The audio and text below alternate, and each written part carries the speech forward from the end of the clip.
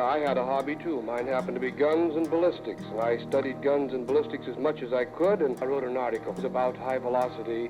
So out of all my years working at Weatherby, the last 5 have been some of the most exciting. Working with Adam, with him running the company. And to think that I get the opportunity of carrying on my grandfather's legacy 75 years later here in Sheridan, Wyoming, I mean, it really is a dream come true.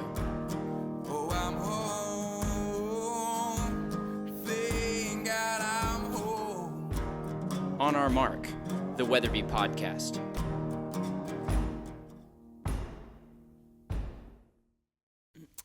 All right, folks, welcome to another episode of On Our Mark, the Weatherby Podcast. I'm Tyler. I'm playing the host today. Luke Torkelson is playing co-host. Adam Weatherby, no introduction needed there. And then Sam Seeton, second time on the podcast. But Sam, maybe give us a brief introduction of who you are and what you do. Yeah, no, been a while. Thanks for having me back. But yeah, I'm Sam Seeton. I'm a founder and or co-founder and CEO of Infinite Outdoors. So just a online and mobile app for connecting private landowners with hunters and fishermen.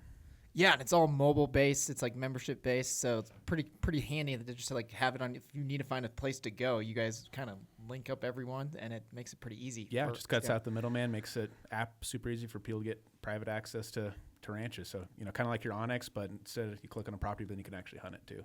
Oh, that's really cool. So today's order of business. So recently, the crew here, I was the odd man out, went on an elk hunt. So maybe just start me off on the adventure that you guys just did, and maybe it was not just an elk hunt, Tyler. It was an epic elk hunt. Epic elk hunt. Yes, I've seen only pictures. I've actually heard no story yet. So that's because you've been out hunting. We've all been out hunting, so we're back here finally. But yeah, I was super excited. We've gotten to know Sam here over the last couple years. In fact, Luke, you did a hunt with Infinite Outdoors and the Hush team, right?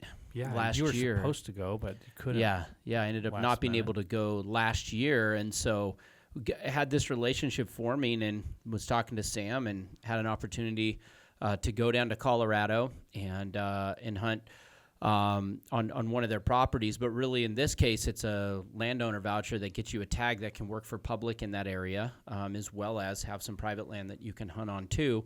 But our primary goal for this was to go into some real high elevation and hunt public land, which is what we did. But I booked it through Infinite Outdoors and was able to get some really cool access and able to get a really cool tag and go to some great country.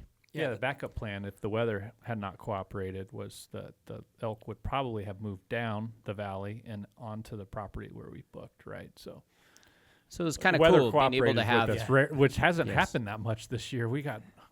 Adam and I got kind of hosed in Alberta on the weather. It was terrible weather for moose hunting. Last week I was hunting 0-degree weather with Brenda, Montana. So yeah, it was really cool. So so we went down to kind of team up with Infinite Outdoors and do a pretty epic elk hunt. Yeah, with this tag, not too specific, but like kind of where, like, what is the terrain, elevation, time of year? Maybe go through that so we can kind of give the listeners like the setup, I guess, here. Yeah, it was sea level, 75 degrees and sunny, no slope. Yeah. Sam, give him the real story. Yeah, it was about as extreme high country as you could get. So just mountains of Colorado, targeting pretty much specifically above timberline, like first rifle. You're kind of rolling the dice, hoping that they're still up there. But yeah, I think we were camping at almost 12,000 feet. Just under 12. Just under 12. Yeah, base camp. Yeah, base camp was there, and we started out every scouting, and then the day we were actually harvested, just going straight uphill for another 1,000 feet. So when you guys all met up, did you guys have a day to scout? So you had a full day of scouting, like before season? Or? We did. Sam, you guys were there a little. So Michael came from Infinite Outdoors too and joined us, and they were there a little ahead of us. We flew down there just because it always makes the adventure more fun. If anybody knows, I love to fly everywhere. So Luke and I hopped in the plane from Sheridan and flew down to Colorado. Met these guys, went and got to camp, and then we did an afternoon, evening scout the day before. Weather wasn't optimal for flying on Thursday. Season opened on Saturday, so we went in on Friday, and then we got a whole afternoon to scout. And with Yeah. first rifle, is that a 5-day season or a 7-day season? Yeah, just 5 days. 5 days, So, yeah. yeah, really, really short.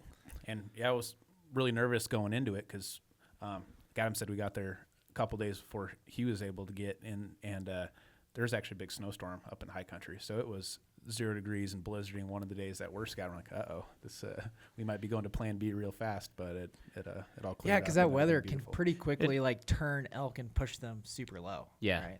And just to be clear, this technically was a DIY hunt. You don't always get Sam and Michael to come along and hang out with No, you. we're friends with them. We so. we are friends with them. Sam used to be up here in Sheridan, and we're friends. And he's really started this what we think is pretty incredible business, model with Infinite Outdoors and the access and different things that you can get, but still be a DIY hunter. So just to make it clear, it was a DIY hunt. We did it all on public land, actually, in this particular case, but was able to get the access through Infinite Outdoors. So they were along. So if you book it, Sam's not on every Infinite Outdoors hunt. Just want to be real clear. I wish I could good hang out. and bad thing, right? That would be cool and also not. Yeah. Not a very sustainable business model. No, we were more just as friends. So, yeah. And Sam grew up down there in Colorado, hunted a lot of the mountains down there, and just has kind of passion for it too. So, so it was fun. Cool. So you guys all show up at camp. You guys showed up a few days, hadn't seen any elk, or were you guys getting a game plan for opening morning? Yeah, we were just kind of. I mean, mainly it was a good way to pretend like I was still on a work day. So I was like, I better get up there a few days early. The truth comes out. Yeah. No, we were just kind of trying to, again, because I know Adam wanted to really get into that high country. That's the type of hunting I prefer too. I'm like, man, if I can come along in this, that's awesome, because love the high country, the extreme backcountry stuff.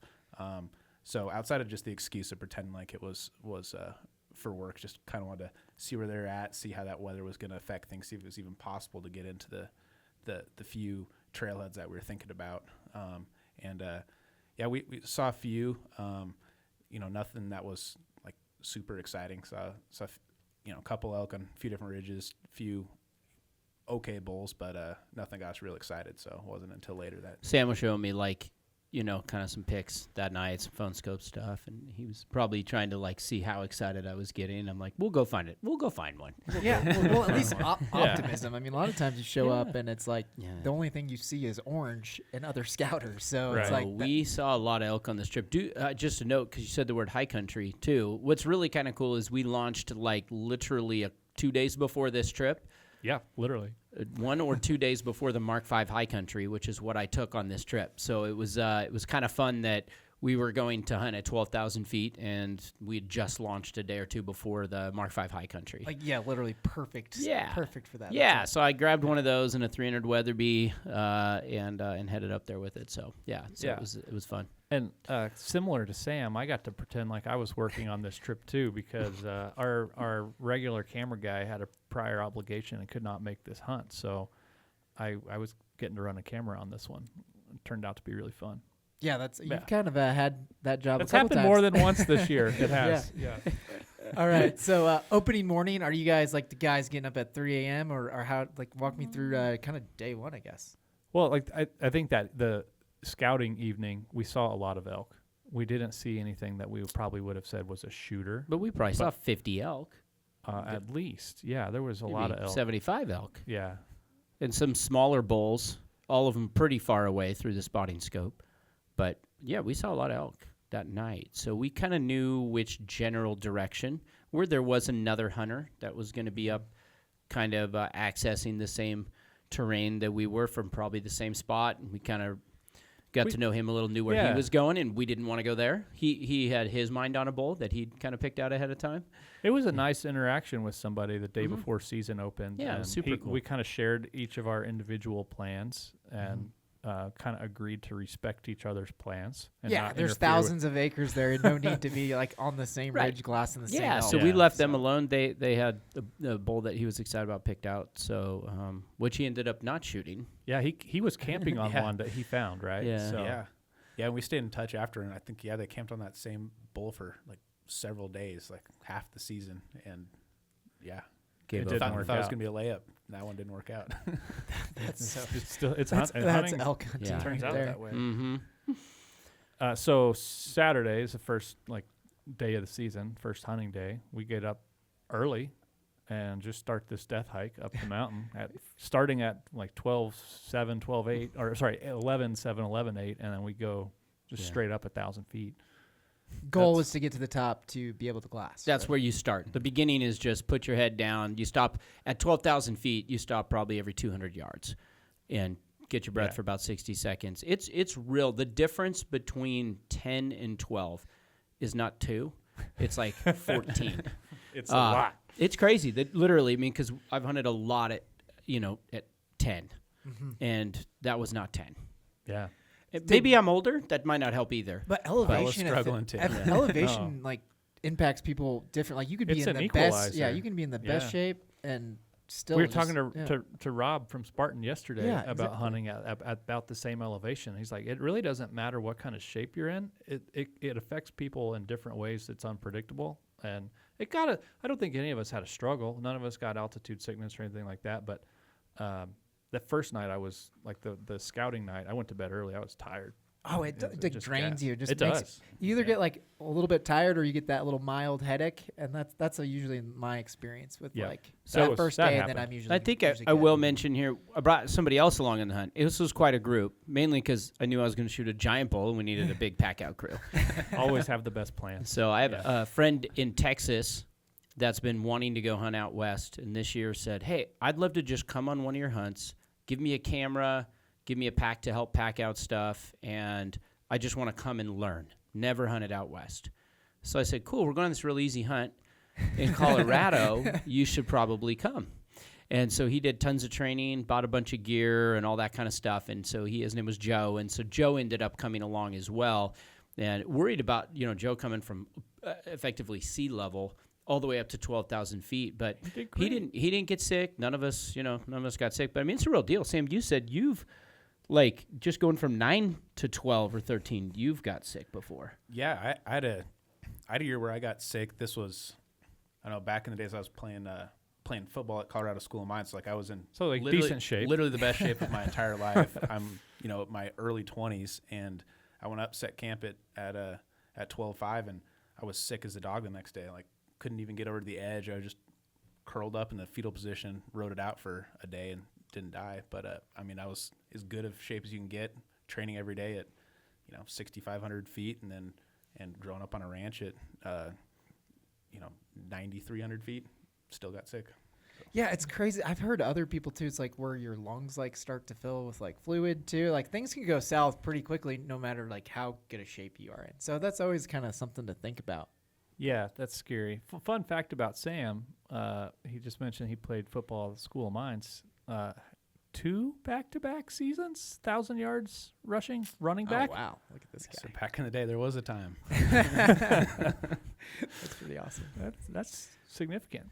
So he's running up this mountain right now. So Not you guys anymore. are. I don't think Not he's anymore? running as fast No, as he Sam's used to. old and now. slow now. Yeah.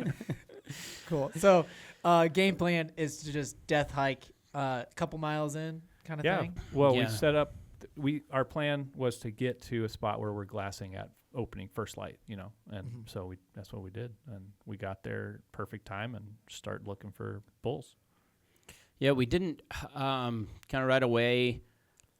We ended up actually even hiking further to kind of stay away from our other friends that we'd met up there. So it was, we had kind of the top to glass, but then we were looking to get over the top to kind of this next thing. And so it was a couple hours after we left camp that we finally really started to get on elk, I think. Yeah. Once we passed up over that kind of went around that we ridge saw a to couple the small left. bulls like right at first light, but it was That's nothing true, that we're yeah. looking for. There was just like that Yeah. small bachelor group. Was it still like snowy, so they were sticking out pretty No. good, or is it like No, No. it was totally melted by Dude, that. Oh, yeah, wow. the weather was unbelievable.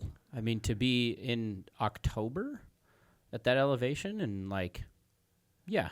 it was nice. I mean, I guess nice It got is a relative windy that term. day. Yeah, Yeah. that first face, the wind was just So ripping. it got Well, that's the wrong picture, but it wasn't temperature cold, but that wind. at 12,000 feet. No trees. You're exposed. We're trying to hide behind rocks, and like the 2 little trees that we find, it was chilly. It was chilly, and that compounded by the fact that yes. it was the eclipse. The eclipse. So here's what happened. We yeah. got up on top. We're 12,000 feet. It's supposed to be pretty cold that day. The wind is just absolutely howling, so we keep trying to kind of get behind rocks, but glass. And then the solar eclipse was supposed to happen. Well, the only thing warming us was the sun. But then the sun went away, and literally the temperature just started plummeting, like over the period of an hour. And Luke had a filter on the camera, and so like he had this filter where he's able to get this pretty cool stuff as it happened. Yeah, it was wild that when you Did it get, like, shadowy It too, didn't or go not like really? full dark. It was weird. It just kind of like got it got like you could tell something was happening, but it wasn't full dark. Like it was like a sunset type feel, but it's like noon. But it's in the middle of the day. It's the middle Yeah. of the day. The temperature sure dropped though. And yeah, the sun quit doing its warming job. That's for sure. So, like, during this morning, you said you saw a few elk, but were they moving around, or were they, like, trying to find Well, little pockets with the Here's wind, kind of too? what happened. Yeah. We saw a gargantuous herd really far away. Yeah. When we say in- really far, like miles? No, 1,000 yards? It was Sam is it shaking was his well, head miles. not Yes. this, not to picture this Yeah, herd that's on the screen, but it's mile like and a just half. over a mile. Okay. But the problem was that there was like a let's just call it a canyon in the way. Giant. Yeah, elevation dropped and then go back up. would Elevation probably- drop yeah. 1,1700 down, then back up again. And then we saw orange hats, and then we saw running elk herds. Oh, okay. Yeah. Opening morning, right? Yeah. So it was a little typical, kind of chaotic opening morning, public land. Well, there's an elk, and then so we probably saw 3 groups of elk, a couple small herds, and then this one really big herd. Yeah. The smaller herds that didn't get spooked didn't have anything that really excited me to go after. The large herd that got really bad spooked had a couple really, really good bulls in it. So did they bust them, or did you hear gunshots or anything? We saw through. I don't know that we ever heard a gunshot. We thought we maybe did, but we saw evidence like through a spotting scope. We see them like over one, so like they killed a bull. Oh, cool. Okay. Gotcha. But that far away, That was a different it's- herd though. That was Yeah. actually a Different different herd. herd. Yeah, it's Yeah. hard here. There were 2 to 3 smaller herds, and the one, we'll just call it giant herd. Yeah. Okay. One small herd we never saw got hunted. Another small hunt we saw somebody shoot a bull out of. Then the super large herd, nobody shot one out of it that morning. We actually think somebody missed perhaps that morning Yeah. at the large herd. They busted down into thick timber because we're at the tree line. We're above it. They don't have to go down far to, get covered in thick timber. Yeah. And so we had the spotters out just enough to know, like, okay, there's like a couple really big frame bulls that are in that big herd. So game plan was to. Well, they spooked generally towards us, but into this canyon. So our game plan, the only one that really made sense to us, was to stay where we were, try to stay warm, and watch where these big herd of elk go, because we're not really sure. We have an idea of like their trajectory from like the path they were taking into the trees, but we didn't know, were they going to come back out on that side? Were they going to come back out on our side? Were they going to just stay in the trees and go down to the valley now? We don't know. So now you guys are like, okay, we're gonna camp here for the day and just see what happens. Right, which was at 19,000 feet, I think, at that point. We were on the top. It was super windy. That's when windy. the eclipse happened, and we were up there for hours. We kept Joe busy. He lit a fire. We tried for a while. Yeah, I tried first, didn't work. Joe started a fire.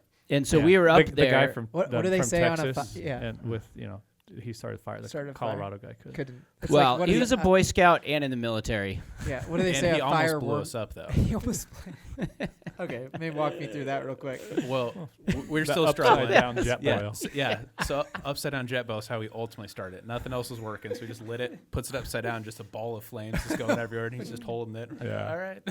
Okay, it worked. It It worked, though. That's a It very totally worked. Texas way to. But start a we're fire. basically we generally know where these elk are, we think, and we're just gonna keep glassing and kind of take turns, because with all of us, it's hard to just stay 100% focused on with nothing. the wind. The with wind was blowing the spotting it's, scopes. It's tough. So we're talking hours of just combing these woods.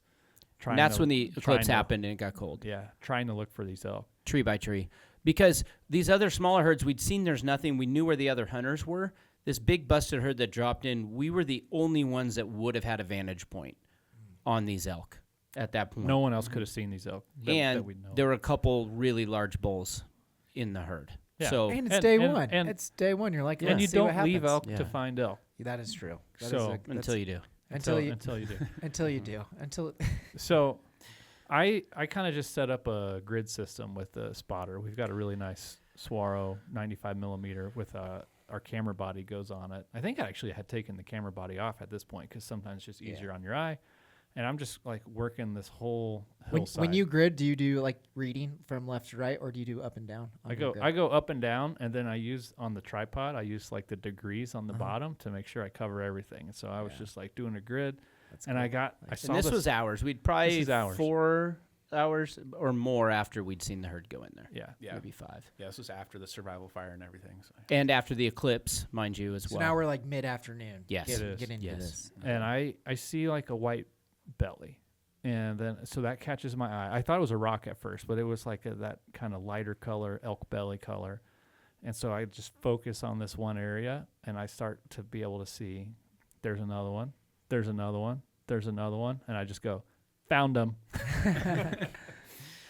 Yeah, that was the most epic spot I've ever. Like, It was cool. The one Yeah. time the rock isn't actually a rock. It's It was a actually an elk. huge. You know, you end up having fun with it, so it Yeah. materialized into a massive bull belly. We never saw antlers in the trees there. But no, we're looking, a mile away, and you can only see body parts of the Like, elk. there's a leg. sporadically. There's an ear. I still don't know how he spot him. Like even having it on there, you'd have to look at the. You have the to focus frame hard that when Luke it's had. on there. Like, Yeah. here, guys, come look at it. And they're like, wait, what? Oh. But you got to remember the terrain is really steep, so that the opposing wooded hill was it was straight up and down, essentially looking like from where we were at. So you could kind of see them there because of the vertical incline. So then at that point, They're bedded, by the way. They're just like hanging out on the hillside. we don't know what to do. So we had options. Waited out, but if they came out somewhere, we were gonna not be able to stalk them or get a shot on them. They could have gone about 4 directions. One might have worked, maybe Yeah. 2 Maybe two. if they maybe. came this way or this way. It might have. So then it was looking on our maps and seeing if there was any break on our side of the hill to be able to see across to the other side of the hill and get within a shootable range. I had brought 300 Weatherby, had 195 hammers, brought it out here at the range, knew that distance was good. The wind was not good at all, so we knew we had that going for us. So eventually I decided I'm going to peel down and bust down 1,500-foot elevation because they were lower than us on the opposing hill. Okay. Yeah, We looking had down. then actually seen. Did you spot those elk wandering through the few that split off? Maybe. Either you or Michael. Yeah, It wasn't me.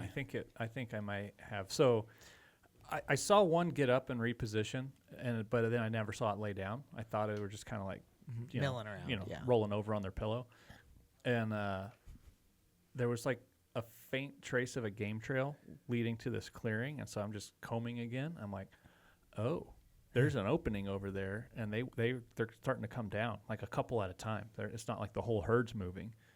That huge belly was still in the picture, so like that's the big one. I was sure of it. But there was a couple smaller bulls that fed into this like more opening area again towards us and further at like basically the bottom of the canyon. So Adam's like, I think I need to go down there. But I didn't know if I'd be able to get in a clearing on our side in order to see over the tops of the trees to the other side. So it was actually a gamble. Luke gave me 4% or 9% chance. 4% chance. 4% that I'd get in an area where I could see across to this I went- clearing. I went and if you know, halfway. I'm a fairly competitive person, so as soon as he Yeah. said that, I said, great, I'm going. I went with So him you're- halfway. So you're saying there's a chance? Well, not even halfway. I probably went a quarter of the way down the face on the side that we're on, not the side the elk are on. I'm like, this is kind of dumb.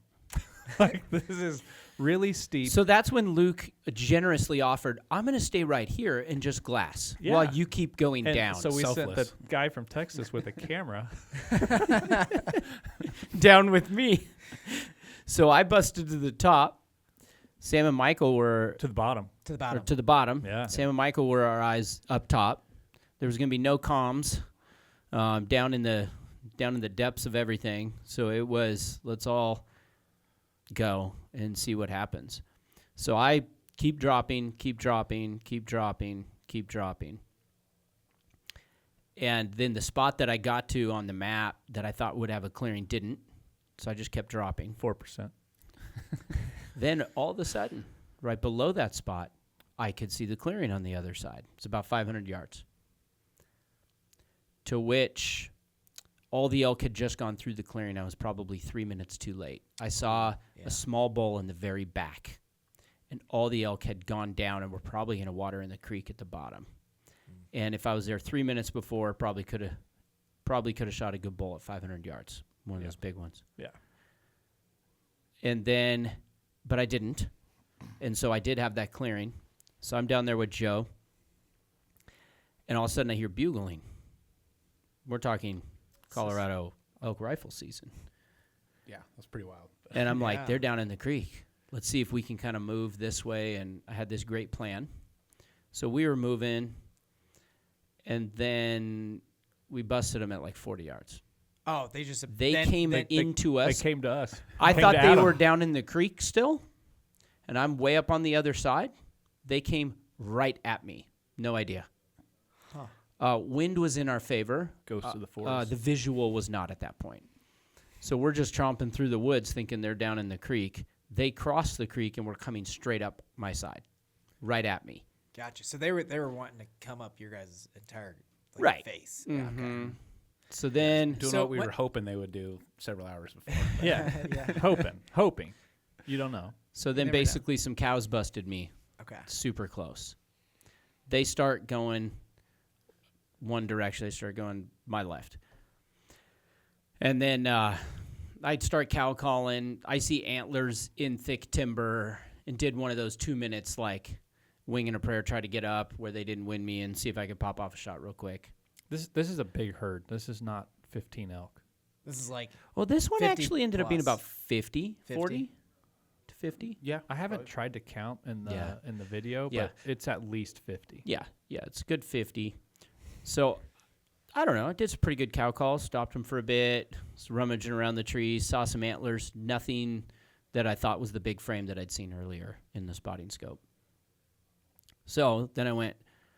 They were angling up the hill. The opposite way. They bumped me kind of angling to the right. Then they angled up the hill to the left. And I knew 1,000, 1,200, 1,400 foot back up the hill that I just came down, that there was a clearing that they might possibly get to. That's Yeah. where I was. And Sam and Michael were above that. But I got a fun little trip. So then, how long did it take you to get back to Luke? I don't know, 4 minutes maybe. I don't know. I don't know. Probably, I actually hoofed it, sweated out my jacket. At that point, they were leaving me bugling and cow calling. Yeah, because you just kind of busted them, so now they're all trying to. But they were still doing their thing, and I knew the direction they were headed, and I knew there wasn't good food in that timber, and I knew probably the general area where they were going to pop out last daylight.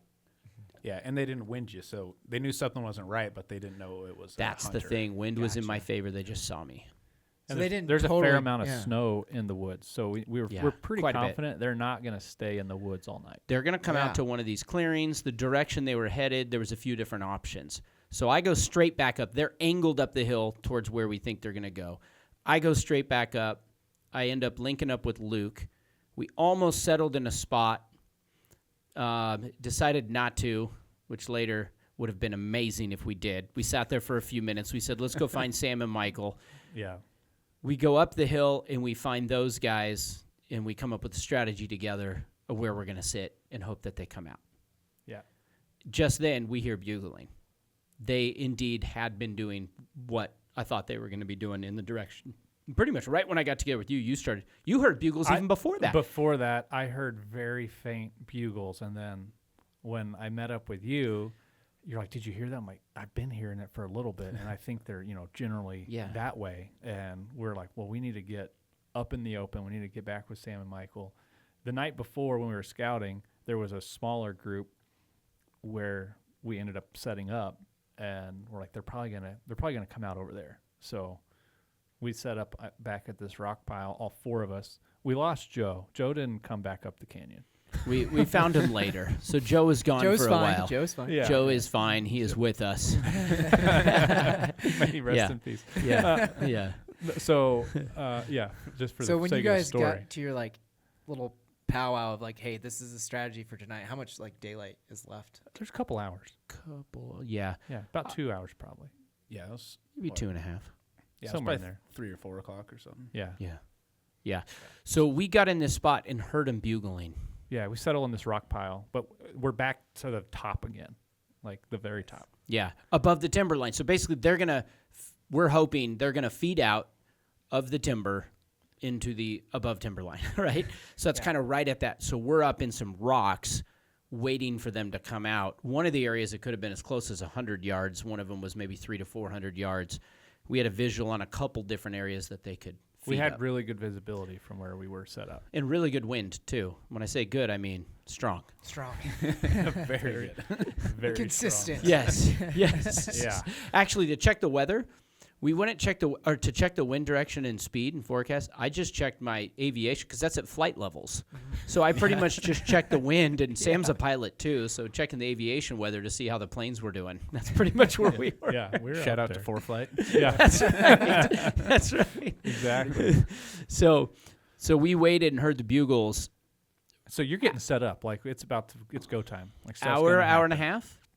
Oh, also at this point, we do have verification when we got back together that Michael and Sam had indeed seen a very large bull. Okay. Okay, so we saw in the morning some big frames well over a mile away. Yeah. Okay. When I went down, they saw kind of through that herd that I saw the last little bull on, they saw a really, really big bull. 3 minutes off, Adam. Yeah. Oh wow. Mm-hmm. Yeah, and if I'd have been there 3 minutes ahead. So we also know at this point There's a giant. There's a shooter bull, like a opening day shooter bull in that herd. Yeah, no, we from way up there, we were so excited because we could see him just filtering through. We knew that Adam headed down. We're just like, he's gonna drop. And it didn't happen. And we just fed by him. When we connected back to before we talked, we're just, Michael and I were like, we're kind of depressed. Like, oh my God, that was a huge bull. Like those don't come by. I'm like, I'm never gonna see that again. You were calling it a 340 plus 6 point Yeah. at the time, Yeah. is what you were saying. Yeah. So Big bull. So Yeah, that's so exciting. we're set up on these rocks. Adam's got like tripod, gun on the tripod, like ready to roll in this kind of window where we think they're gonna come out. And Sam, I think, sees this cow. He's like, "There's a cow." or a spike. Or maybe it was a spike. Yeah, Both. It was both. Both. At Almost shot At the spike. 150 yards, something like Yeah. that. Like, Yeah, right. like the closer spot where we think they might come out. He starts to walk out in the open, the two, and then we just hear this like big bugle, and they hightail and turn right back into the woods. The bull would not come out into this area, and he kept calling his herd back into him. He wouldn't let him come out. That's interesting. It was very interesting. Yeah. So this time, Luke and I are talking Adam out of just filling the freezer because he wanted that spike real bad. If it was a spike by 2, I mean, those are rare. Yeah. But Yeah. Trophy spike by 2. so I passed on the spike. But then there came a certain point, too, and we discussed, okay, we could try to call him, but it's late. We could also blow him if he didn't want to fight, right? So it's really risky because he doesn't know we're up there. He thought I was still down 1,500 foot, right? That bull. So basically, at some point, Sam and I look at each other, and I'm like, we were looking at our map, and there was another smaller clearing down in that region that they might have been feeding on that we couldn't see where we were at. There was timber and kind of a drop-off in between. It was back where I was hanging out earlier. It was actually exactly where Luke and I met up. And we thought, I wonder we if thought, they're we down thought there. they were headed there, But- but we weren't sure where they were going to come in, and so we didn't want to be in the wrong spot and have them bump us. And again. that spot was real small. We could see a lot more where we were. Yeah. But it was pretty private, and apparently that bull was liking it. So I looked, and we're like, there wasn't much light left at this point. So we're like, we could sit here, and they could never come up here, or we could try to go. It's that point where there's Into like the trees. there's an hour of legal left, and you're like, what should we do? It's like, yeah, if you wait and then you're not gonna But get we'd shot also anyway, seen so. some other hunters. It is public land. You pass this bull and try to get him the next day, somebody could shoot him an opening light. You don't know where he's going to be. I mean, he was already 2 miles away from there earlier in the day, so they're covering Yeah. a lot of ground. You don't know exactly where these elk are going to go. May have been shot at. Don't know for sure. Yeah. Correct. So we said, let's go. Wind was going to be fairly good, like kind of blowing sideways a little bit, little crosswind going into it. And so we just start going and tiptoeing through the woods. Fortunately, there were multiple bulls bugling, and so we had some locators. Yeah. It was pretty easy That's to know. awesome. Okay, they're generally right over there. We popped down into there, and I think first thing we saw was some cows or something like less than 100 yards from us. But they didn't see you. Nope. So you guys were like, 100%. 100% good. This time, first time, fool me once, shame on something. I don't know how that goes. Fool You me just twice. can't get fooled again.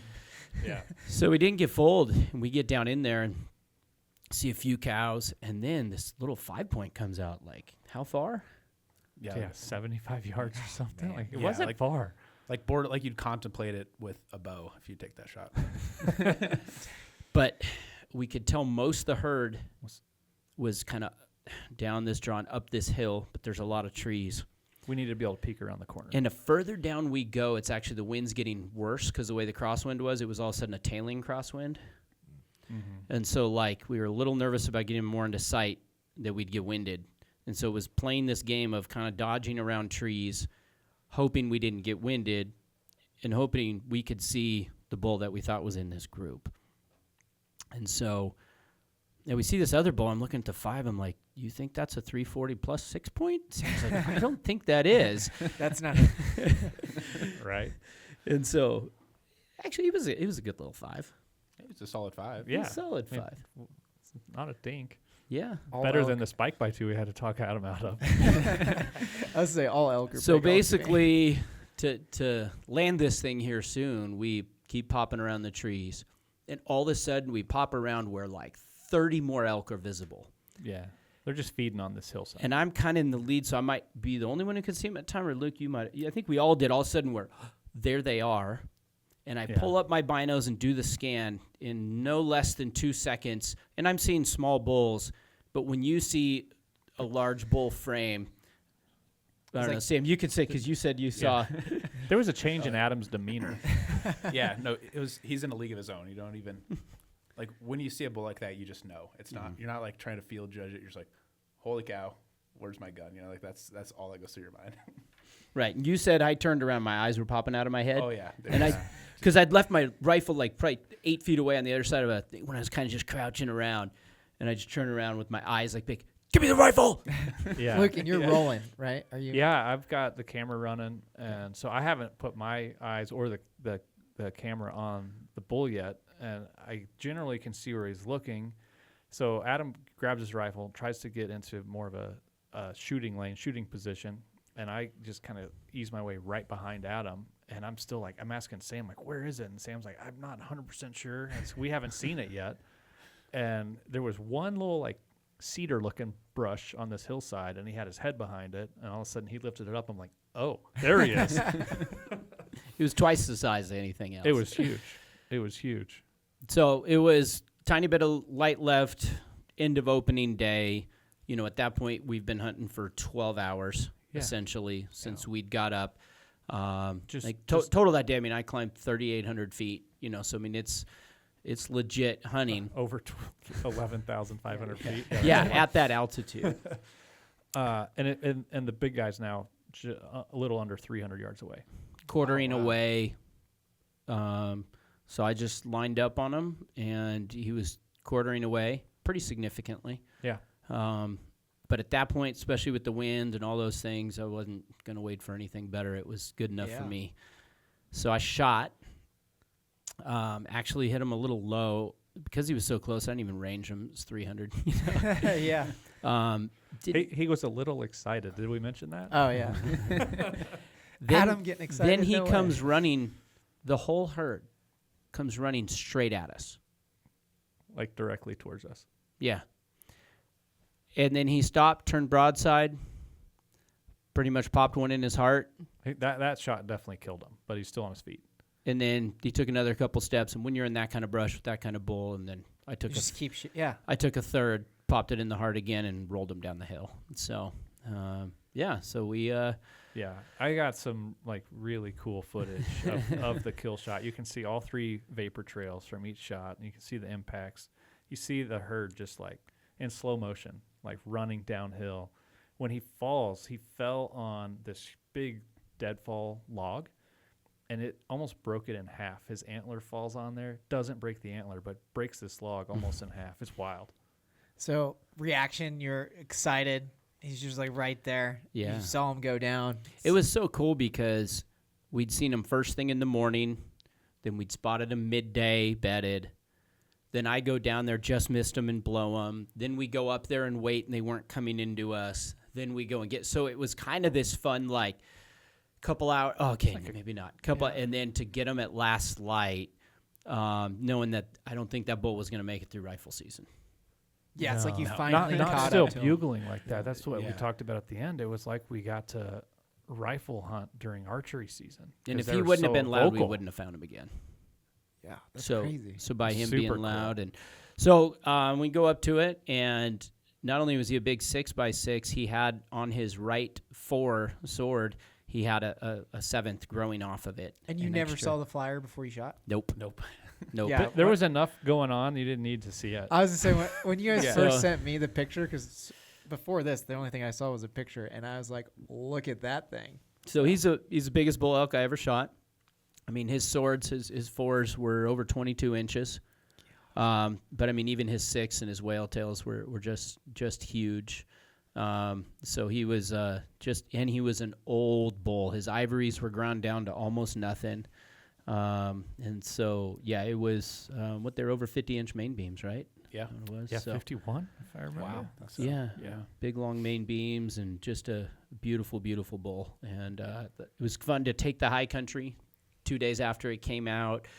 Fun to team up with Infinite Outdoors and get to experience, like, hey, that was made possible through the kind of what they have. I didn't have to go calling landowners, try to find a voucher, Way Colorado, seeing what Infinite Outdoors has done. Like, the access, was there, and so to be able to get the tag was amazing. To be able to have the weather cooperate, like, it was just a super, super fun hunt. We ended up hanging it that night. We were so dog tired from that day and getting it back to camp, and then we basically had it, tagged it and hung it, and then had a pack out day, Yeah. the next day, because it's steep country and you're night and you're fatigued and all those kind of things. So it ended up being the good being part a long night. was that the elk did most of the elevation gain for us. So we really only had to go 150, 200 feet elevation up, and then just side hill and then downhill back to camp. Oh, nice. Mm-hmm. Yeah, that would have been terrible if it was from that very bottom. Like- If you would have pulled off that If you'd have- 4%. If Yeah. the 4% had worked, that would have made the next day just awful. I wanted to, though, just to prove you wrong. But that would have made the next day 2 days. It would have. Yeah. Brutal. We may have lost Joe again. But Joe was there for the pack out, so he got to experience and was helpful in packing out a quarter, which was fun, and 12,000 feet, and he did great. So it was it was awesome. What was neat was there was 5 of us, Perfect amount for an elk. so it was amazing. So we got a legit pack out still and everything, to be able to do that. But it was super fun. That's fun. That's Yeah. cool. Yeah, it's a great time. Sam, thanks for doing what you do with Infinite and making that whole thing possible. It's pretty cool platform. Yeah. If you're not familiar with Infinite Outdoors, you should go online or check out the App Store and check it out. There's free to like maps and everything. It's really cool mapping software, really good resolution, and then behind your paywall is when you can really start to book properties and stuff. So Yeah. yeah, it's Yeah. cool. Glad you guys got to use it and that it worked out this well. Right. You grew up hunting these mountains of Colorado, and you have to shoot one like this, huh? Yeah, just rub it in. So I got lucky. No, it's cool. You talk to Sam and his dad and these guys that grew up down there, and I felt pretty blessed, pretty lucky. I mean, it was a bull of a lifetime.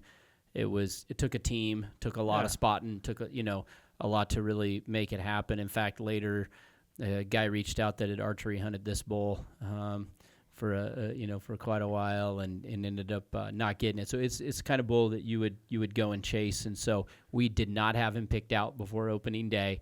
All the cards laid out there, and that's the crazy fun thing that brings us out hunting. You don't know. We went into opening day, no eyes on any bulls really that we were going to shoot, and to be able to turn this thing up, it's like it was a hunt of a lifetime. That's awesome. It was cool. It was super cool. Yeah, it's amazing. Cool. So I don't know if we said the final tape was right at 350. So yeah, 350 gross. Huge bull. Yeah, that's a beautiful bull. Yeah, he was. That's pretty awesome that he was bugling too. It's like archery hunting, but with a cooler tool. Well, archery hunting, but you can actually kill stuff. Yeah, with much, a rifle. much more effective. Much more effective. Great experience. Yeah, it was fun. So 23's been fun, and this was great, and it was good hanging out with good people too. That's the thing. When you hunt a big group like that, it can be either not fun or a blast, and it just depends on who the guys are. And that's what's cool. Sam and Michael were a blast to hang out with, and then to be able to take a first-time hunter and be able to have Joe experience that and pitch in and be able to help and pack out, super fun. And, of course, Luke and I do a lot of hunting together, and it's always fun to be together. So, yeah. yeah, That's awesome. great. Sweet. Well, thanks for sharing. Catch you next time, guys.